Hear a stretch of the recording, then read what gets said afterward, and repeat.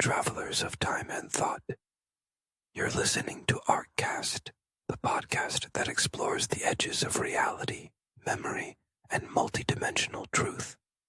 In this special series titled Quantum Time Travel and the Butterfly Effect, we'll dive into the mysteries of nonlinear time, quantum entanglement, and how even the smallest change in the past could echo across futures we haven't imagined yet.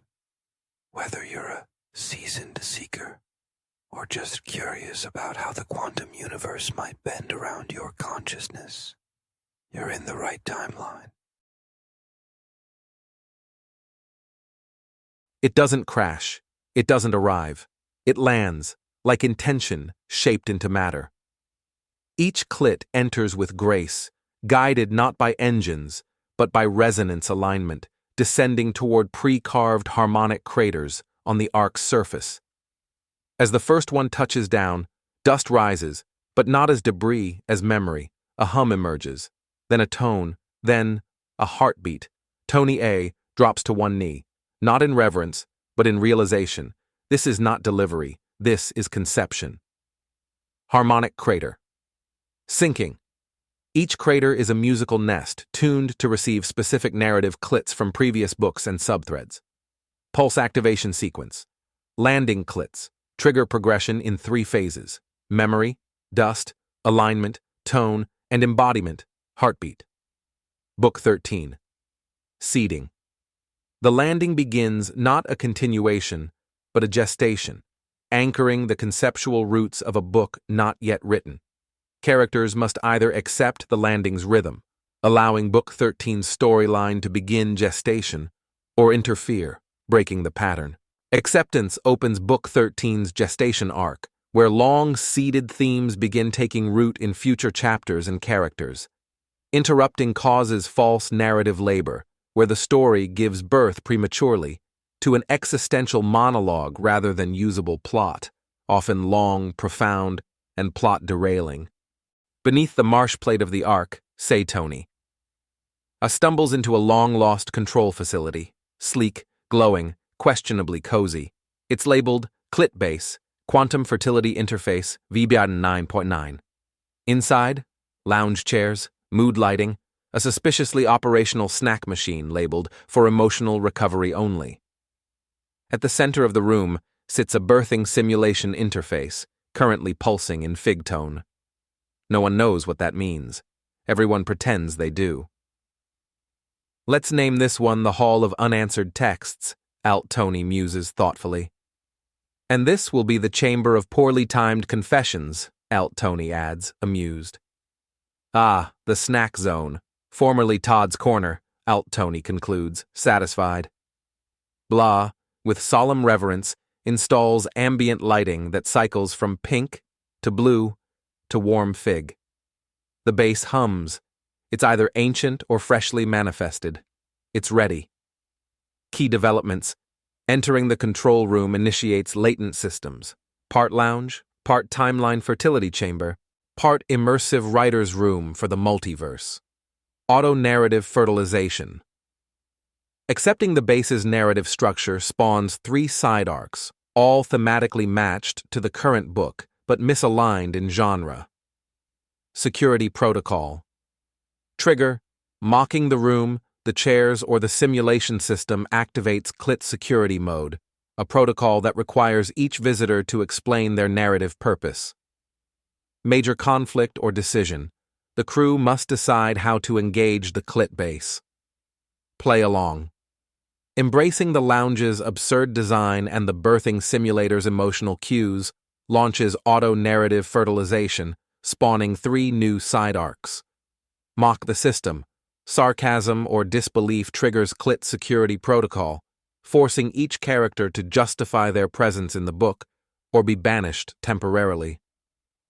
Out. Tony is nearly locked out for claiming he's just here for the snacks. The Ark of Reimagined Echoes by Nada Stroll. Read free on Amazon now.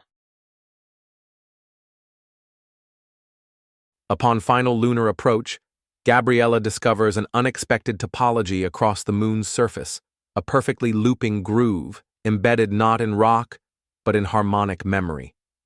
This is the CLIT track, a rotating rail of entangled storylines coded in vibrations left by previously launched narrative payloads.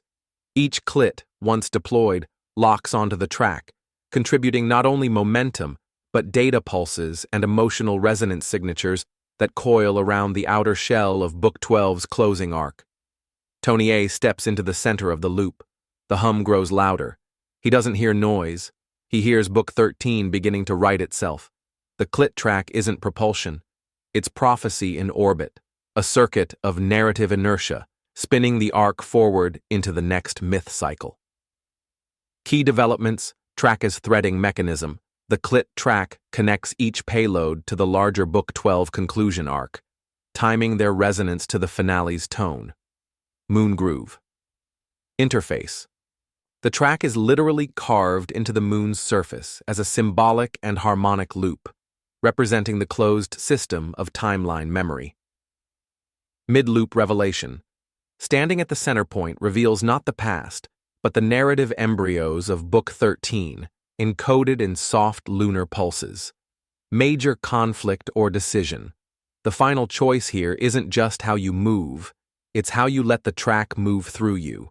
Riding in sync. Aligns your emotional arc and harmonic rhythm with the CLIT track, granting pre-echo access to Book 13, allowing players and characters to witness embryonic plot branches before selection. Falling off track spirals your identity into a misaligned rail junction, launching you into lunar side quest. Rebuild the crater that judged you, a subplot where regrets must be named in reverse while reconstructing their symbolic landing zones. The scene opens with synchronized absurdity. The beam is glowing. The CLIT pulses on schedule. The moon tilts slightly, almost bashfully. The Ark base flickers in romantic starlight.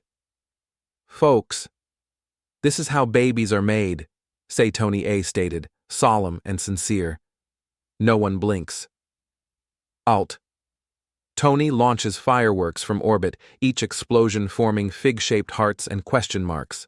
Blah, piloting a lunar rover, trails a glittering banner behind him that reads, "Welcome to the womb."